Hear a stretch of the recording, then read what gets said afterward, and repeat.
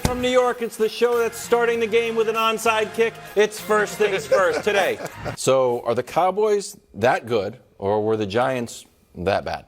Well, Wilds, I'm going to give your favorite answer. Don't say it. No, the answer is both. Oh my God. The Cowboys are that good, and the Giants very well may be that bad. Let me start on the Cowboys, the team that I picked to go to the Super Bowl for the reason of they're going to have the best defense in football. They can just send wave after wave of guys at you. And if you single block Micah Parsons, you're cooked.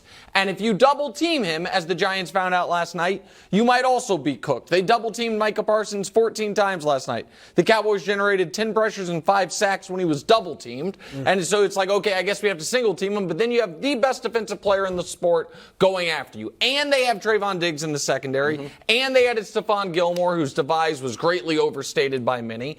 And so they have all of that going for them on defense.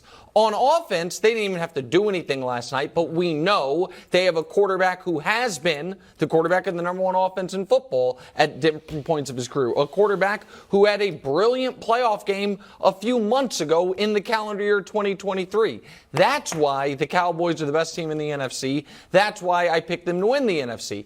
Now to the Giants side of the coin. This is a franchise that, in short order, will be in somewhat of disarray because they made a critical error this offseason.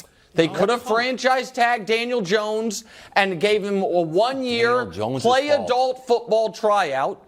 Instead, they wanted to franchise tag Saquon, extend Daniel Jones. Now they're tied to a quarterback who 1 minute into their season, the broadcast is saying, well, they know they have to get at least 70 yards rushing from Daniel Jones to have a chance. 1 minute into the year, when things were going well. When things were going well. Is he a dual threat? Yes, he's like Lamar. Before it all went to hell with the blocked field goal, Collinsworth and Tirico were all over themselves about how well Daniel Jones was playing. He had 0 yards passing. Well, that's their guy, which is why, and Brew, I hate to do this, but before even we hear from Chris Broussard or Kevin Wilds, let's hear from the person America really wants to hear from. Live via Skype in Minnesota, Greg Jennings, author of Daniel Jones is better than the Prince and Daniel Jones is better than Dak Prescott. One question for you, Greg Jennings. Who was the better quarterback last night? Look, it's simple. I mean, Dak, if you want to say he was the better quarterback last night, he was the better quarterback. Thank you so much, Greg Jennings. We appreciate you joining us. Thank you for taking the time live from Minnesota. Greg, we will see you next week. Absolutely, that's all I needed to hear. So go right ahead, Brew. Well, look, Greg Jennings, and I'm sure the reason you had him on was because he has said Daniel Jones is a top 10 quarterback. And he's been saying that since last year. Now, what I saw last night, Daniel Jones might be a top 10 running back, all right? Like, he ran the ball well for the first 2 minutes of the game. But after, he is not a top 10 quarterback, and the only running he did last night was for his life. Who do you want? So is he supposed to block Micah Parsons? No, but you did 5 minutes on how Micah Parsons. So are you saying it's on the board that he's a top 10 quarterback? It's on the board if he can get someone to protect. Who do you want? Who would succeed behind that line last night? Name any quarterback in the history of the NFL. At left tackle. Name any quarterback in the history of the NFL that would succeed behind that line. He hasn't done a thing to warrant being in anybody's top 10. That's all we're saying.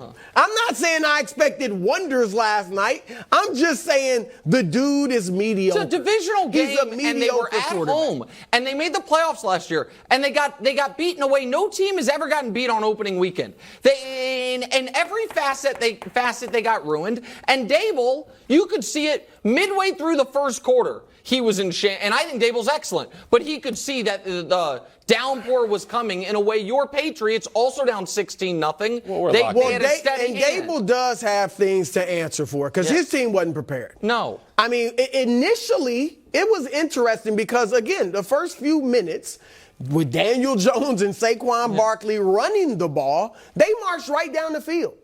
And then it just went south like a play or two before the field goal attempt that was blocked. From there, it was all downhill. It was a false start that got him out of the thing. It's 3rd and 2, so you have false start. You can't run. So now you got to pass on 3rd and 7. He gets sacked, and then the field goal's blocked and it falls apart. But to answer your question, Wilds, because at that point, Nick, I was getting, when they were marching, I was getting my F game take ready. Oh, you were? I was like, this is the Cowboys. They're marching right up the field on you. But then they righted the ship, obviously, to say the least.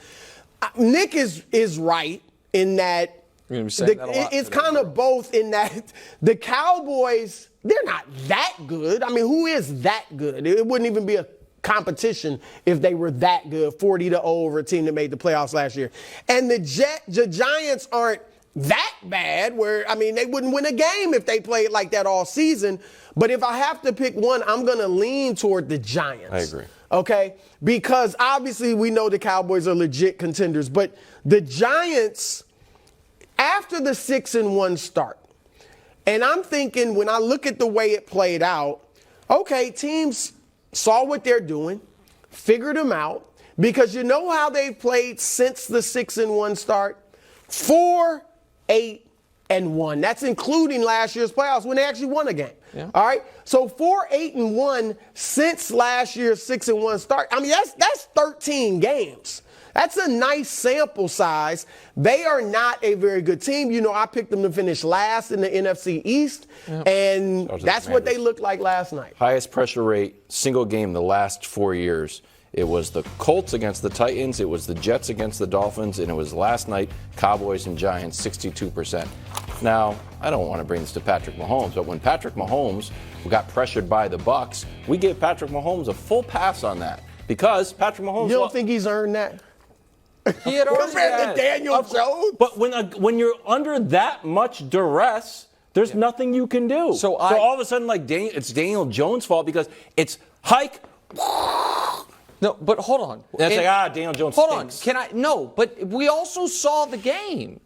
The passes that he was able to throw were off target. One of the reasons the Cowboys were able to attack the way they were was because they were not afraid of him beating them down the field. You are correct that every quarterback is not held to the exact same standard in every game. We're going to talk about Joe Burrow here in a bit. There are a lot of quarterbacks in this league that if in week 1 of the season they threw for 80 yards on 30 passes, we would be saying there's a quarterback controversy. We're not doing that to Joe Burrow because he has earned the benefit of the doubt. Just the way in the Super Bowl with Patrick Mahomes, we did say it was about the pass rush, not about Mahomes not coming through.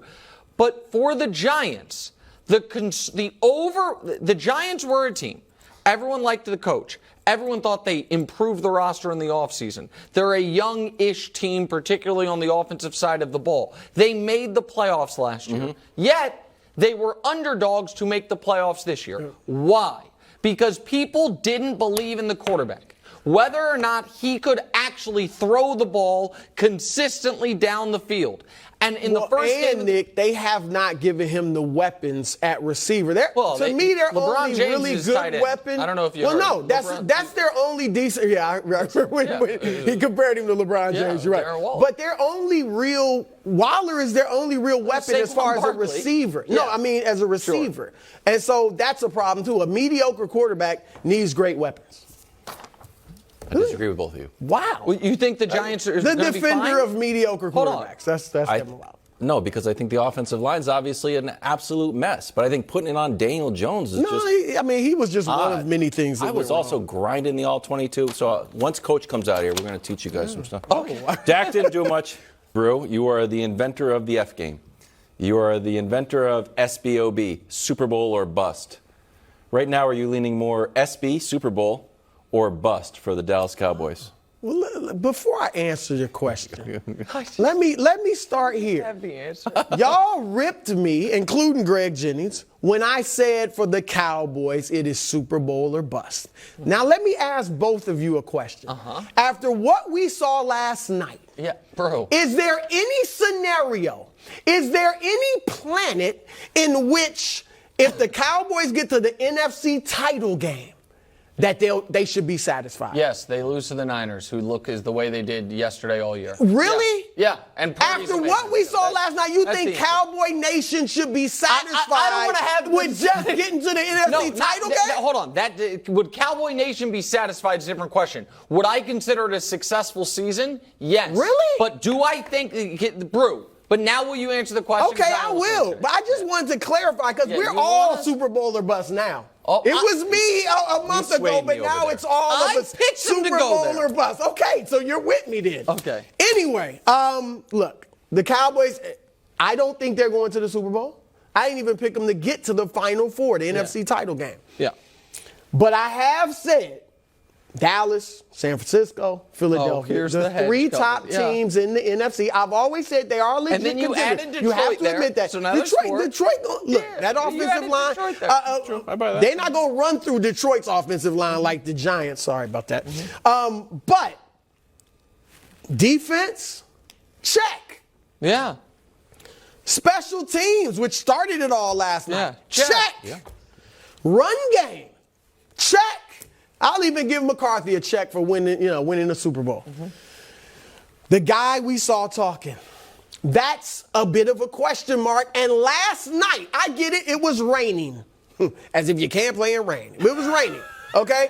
I get it. They didn't need that. They won 40-0. You're right. But with no pressure. I could have completed one pass last night with no pressure. You'd have zero. Okay? You'd be zero. He was 13 for 24, 143 yards. You want evidence? Look at these throws from Dak Prescott. Look at this. What is that? What is that? It's a missed throw. Look at this. Here's another missed throw. That should have been a touchdown. And this one is the worst. I mean, Dak. Okay. And I'm a guy that likes Look Dak. at the scores in this. Okay. My point is this. This works against Daniel Jones and the moribund New York Giants. Will it work against, yes, I'm going to say it, Brock Purdy and the 49ers? Will it work against Jalen Hurts and the Philadelphia Eagles? So I'm saying that is a problem. This is the flaw in the argument. The flaw in the argument, anyone arguing anything other than, of course the Cowboys can make the Super Bowl, of course they are on par or at the very least on par with anyone in their conference. Anyone arguing against that then has to be like, and it's because I believe in Brock Purdy more than Dak Prescott. Brock Purdy has looked fantastic. We're going to talk about Brock Purdy in a moment.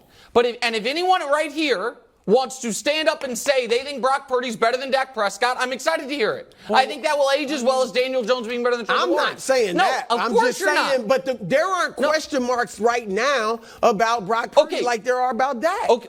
Well, can I just answer this? Why did he? Okay, go ahead. No, go ahead. No, I'm just saying.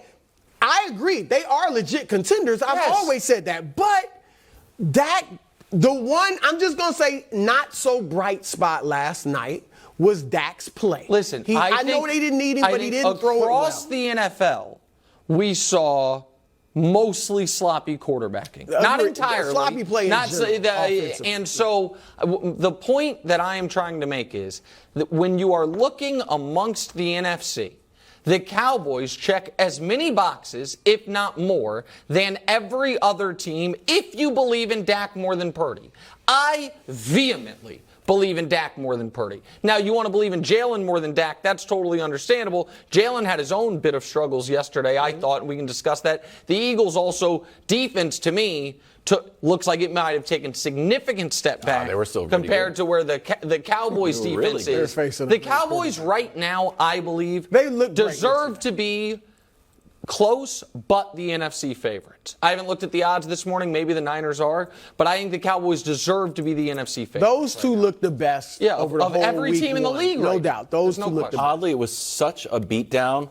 I almost would give Dallas more credit if it was like 35-17. Really? And you could see Dak do something. It just got out of hand. It just turned into cardio at one point. No, it was Once bad. Cooper Rush is in the game, like, okay, pull these guys. Next, upcoming Jets, Cardinals, Patriots, 49ers. So we'll see for the Cowboys. Oh. Head out here. 49ers, Steelers. A non-injured Brock Purdy. He's basically the NFL version of LeVar Ball. Never lost. 220 yards, 2 touchdowns at San Francisco. Walloped the Steelers 30-7. Okay. Here's Bosa. Okay. You ready to believe in Brock Purdy? Has he silenced his doubters? Not yet. Not yet. Okay, and listen, America, I am hesitant to do this, but what you're going to hear when we talk about the Niners is Wilds very confidently supporting Brock Purdy. And I went and reviewed our prediction week tape. You had the Niners missing the playoffs. So your belief in Brock Purdy evidently grew fresh relatively recently. Somebody's got to miss the It's all about him being undefeated like I LeVar forgot Ball, about that. and he had him missing the playoffs. Missing the So playoffs. now all of a sudden he's a big Brock The Purdy guy. Vikings go to the Super Bowl, The by the way. Vikings go to the Super Bowl, and the Niners miss the playoffs, and now I'm the hater. I'm the Brock Purdy hater. Here's the thing. I would have thought when Jimmy G went down and we got the final pick of the draft to step in that everyone would agree, oh, this is like, it's amazing that we're actually getting this in real life, not just in a thought exercise, but a real life test, an experiment of with Christian McCaffrey, with Deebo Samuel, with Brandon Ayuk, with George Kittle, with all pros everywhere, with Trent Williams. Can you drop anybody in and that offense work? And when Mr. Irrelevant comes in and goes undefeated, they'd be like, well, God dog it. I guess you can. Instead, everyone is like, you know what? This kid's amazing. I don't believe it. I thought he played well yesterday. But I will ask Brew this as he looks at me aghast. I am aghast. If you dropped in Derek Carr, are they worse? If you dropped in Kirk Cousins, are they worse? Or are they? If you dropped in Matt Stafford, are they better? If you dropped in Mac Jones, are they the same? Well, Mac Jones. No, honestly. No, are there 10 quarterbacks in the league that you could drop in and make them worse? I'm not saying Brock Purdy is on his way to the Hall of Fame. What I'm saying is the kid has played well. All right? Jimmy G, who you know I like, and we'll get to him later. All right? Because he did some nice things. Yeah, but you abandoned him. No, on the side of the road. Jimmy G would make certain mistakes. He actually made one yesterday, throwing the end zone or red zone. No, pick. it was in the end zone. Yeah. Brock Purdy doesn't make those mistakes. And we have now, I know Nick couched it with George Kittle, with Deebo Samuel. With so all I these couldn't all-pros. bring up, or he thought I couldn't bring up. I don't want you to Nick bring up Mullins, stuff from 7 years ago. Beckford. Yes, I'm talking about the these guys players. that had them 1 and 10 before players, Jimmy G we're not got talking there. about that. We're talking about this team with these players. The bottom line, Nick, is he did beat out Trey Lance. Okay, that's fine. He did beat out, Sam Darnold. Okay, so did Baker. So what I'm saying is Brock Purdy is legit. Okay, For I'm not him sure to yet. get those guys, Nick Bosa, Trent Williams, they voted him a team captain. But every starting quarterback's a team captain. But they didn't have to vote him. They believe in the kid. And look, in his last 5 games, including 3 playoff games, 0 interceptions. When you have that type of defense and that type of run game, McCaffrey is true. He's my pick for Offensive Player of the Year. And if your quarterback doesn't make mistakes, Nick, then you're going to be tough to beat. Is he better than Derek Carr? Is he better than Mac Jones? Is he better than these guys? We've only seen him for what? That's my 10 point. games? Right. So no, we know he he's has not good. silenced me. We'll I don't see know if that he's. yet. Oh, we know he's good. I don't know that yet. So What Dak we don't know Prescott is can if lead he's the great. league in interceptions. Dak Do you believe Prescott's in been him? in the league for 7 years. He has a 49 It hasn't yard been as season. far as this a kid. 37. Okay. Seriously. Yes. He's you're gotten right. a team to It's a Dak. team- It's not like Dak's been playing with scrubs. Okay, that's fine. That's fine. It's just Jimmy G 2.0. Has he It's been the playing with Niners Strauss? with Shanahan and these weapons do great. We all see the quarterbacks limited, and then we're like, they win. It's the quarterback. How'd Jimmy G do this weekend? Jimmy G, he won. He Without Kyle Shanahan. I believe it. Against your guy. Why Well, Brew is right about Tua's couldn't- excellence. Thanks for watching. Subscribe here to get more from the show and to check out clips from other shows on FS1.